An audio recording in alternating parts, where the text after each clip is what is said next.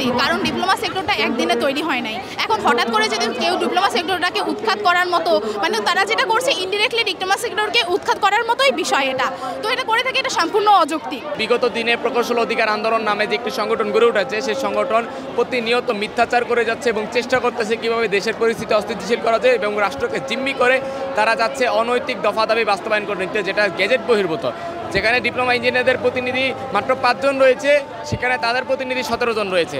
আবার পরবর্তী যে মিটিং ছিল আজকে, সেই মিটিংয়ে একটা কমিটিতে আমরা দেখতেছি যে একজন মাত্র ডিপ্লোমা ইঞ্জিনিয়ারের বিপরীতে 14 জন রয়েছে। এখন সেই ক্ষেত্রে যে অসমতার কারণে আমরা মনে করতেছি টোটাল কমিটিটা ষড়যন্ত্রমূলক এবং চেষ্টা করা হচ্ছে বিএসসি ইঞ্জিনিয়ারদের 3 দফা অযৌক্তিক দাবি বাস্তবায়ন করার।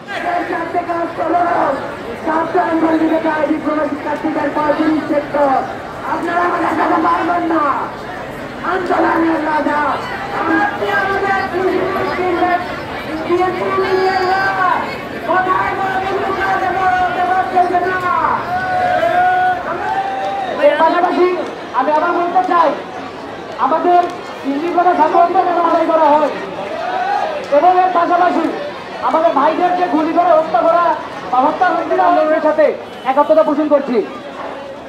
আজকের পর থেকে দশম আমাদের অধিকার আদায়, আমাদের দাবি আদায় আমরা